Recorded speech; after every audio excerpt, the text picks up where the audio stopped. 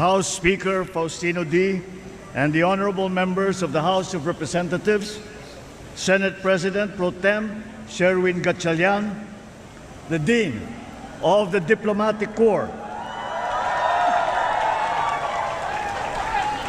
the Dean of the Diplomatic Corps and the Apostolic Nuncio to the Philippines, the Most Reverend Charles John Brown, and the Excellencies of the Diplomatic Corps, honorable members of the Cabinet, Manila City Mayor Isko Domagoso, AFP Chief of Staff General Romeo Browner and the Major Service Commanders, PNP Chief General Jose Melencio Nartates Jr., Philippine Coast Guard Commandant Admiral Ronnie Hill Gavan, First Lady Luis Araneta Marcos, my fellow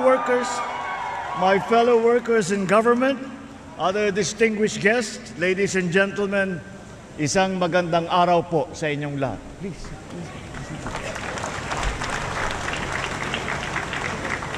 Sa araw na ito, ginugunita natin ang ika-128 anibersaryo ng proklamasyon ng kalayaan ng Pilipinas. Sa loob ng lampas 300 taon, naging kolonya ang ating bansa. Sa ilalim ng pamumuna ng dayuhan, dinanas ng ating mga ninuno ang kahirapan, kawalan ng katarungan at pang-aapi. Ang pagnanais natin na makamit ang hustisya at pagkakapantay-pantay ang siyang nagtulak sa lahing Pilipino na mag-alsa laban sa pamamahala ng dayuhan.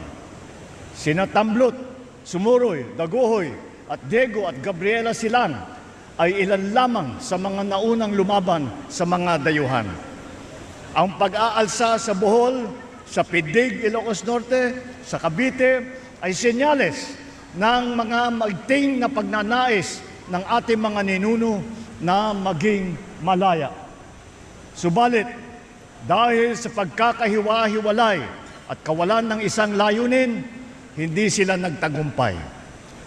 Sa ilalim ng katipunan, nagawa ni Gat Andres Bonifacio at ng mga katipunero na pag-isahin ang bayan tungo sa isang adhikain at isang laban. Ipinagpatuloy ni General Emilio Aguinaldo ang pakikibaka at tangan lamang ang pananampalataya, pagmamahal at kabayanihan, itinaas ang ating watawat sa Kawit, Cavite na makasaysayang araw noong itong 1898. Dito, ipinahayag natin sa buong mundo ang hangarin nating mamuhay bilang isang malaya at nagsasariling bansa. Mula sa araw na yun, itinatag natin ang Republika ng Pilipinas. Naitayo natin ang mga institusyon na nagsisilbi sa mamamayan at nabigyan tayo ng pagkakataon hubugin ang ating kinabukasan.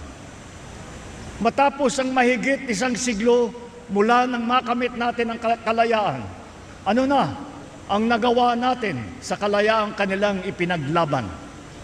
Sapagkat hindi sapat na lingunin lamang natin ang nakaraan, kailangan magsilbing pundasyon ang mga aral nito sa ating kasalukuyan at sa ating kinabukasan.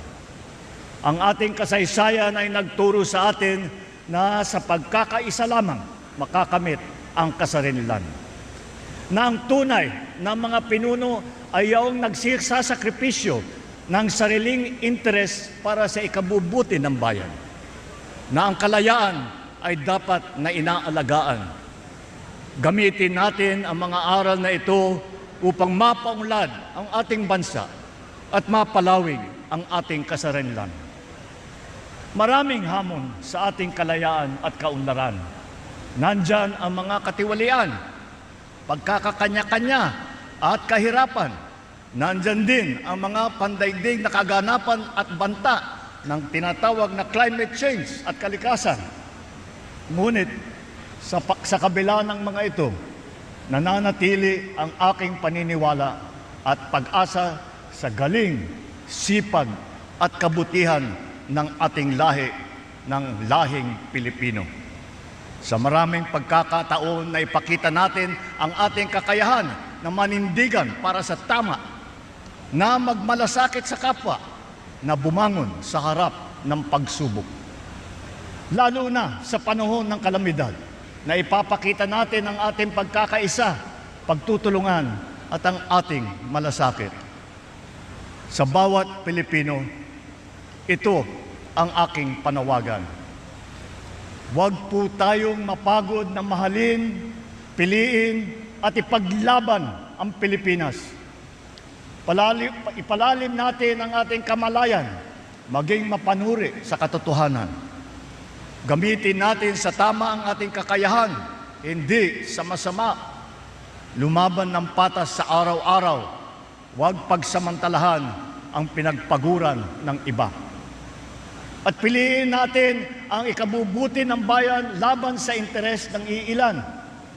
Kung mananatili tayong tapat sa mga adhikaing ito, matitiyak tayong magmamana ang mga susunod ng henerasyon ng isang bansa na mas matatag, mas makatarungan at mas maunlad. Tandaan natin na ang kapayapaan, kasarinlan at kalayaan na ating tinatamasa sa ngayon ay tinubos ng dugo ng mga nauna sa atin. Naway magsilbing bigkis ang ating bandila, ang ating pambansang awit at ang ating pagka-Pilipino sa pagbuo ng isang bagong Pilipinas. Maraming salamat po. Mabuhay ang ating mga bayani. Mabuhay ang sambayanang Pilipino. Mabuhay ang Republika ng Pilipinas.